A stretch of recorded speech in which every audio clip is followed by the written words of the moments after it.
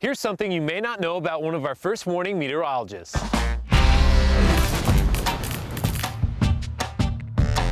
We want to give you guys an opportunity to get to know your first warning weather team better, and joining me today is meteorologist Paul Caiano. Thanks for joining us, Paul. Appreciate you asking me to come. Well, you've been in the Albany area for a while, so one of the things we always like to start with is, why did you choose to come to Albany?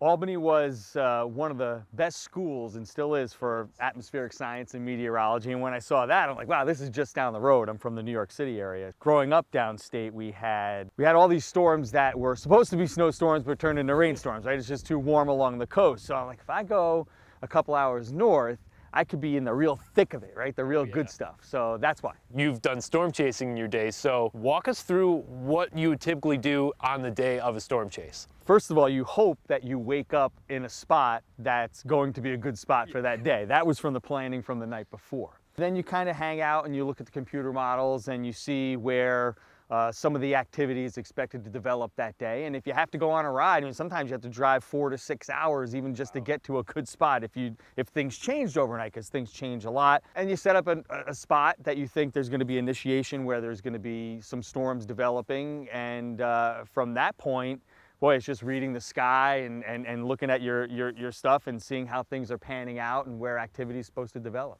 Were there points where you found yourself in quite a big predicament of a little bit too close to some of these storms? The Reno Tornado, which I believe to this point is still on record as the widest tornado ever on record. And the whole circulation, the whole mesocyclone was rotating. So you can look at this as, like most tornadoes, right? They come down to, they're either a couple hundred yards wide or even a quarter mile wide at the biggest. And we were on a tornado that was like 2.5 miles wide, which, all of a sudden it starts to engulf everything around it. So yeah, we had to scram pretty quickly away from that, and we were like on its edge, which gets pretty nerve-wracking. How do you take your experience from storm chasing and apply that into your forecasting for here in the capital region?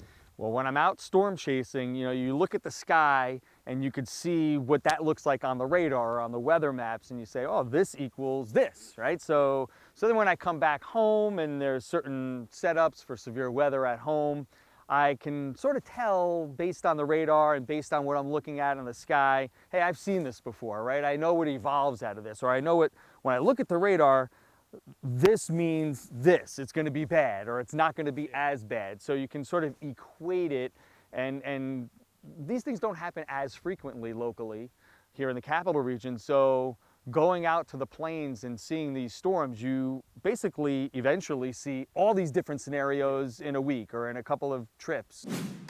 Thanks everybody for watching. If you have any questions about what you just saw, feel free to reach out, email us, or visit us on social media. Maybe next time we'll be talking about that subject. Thanks everyone.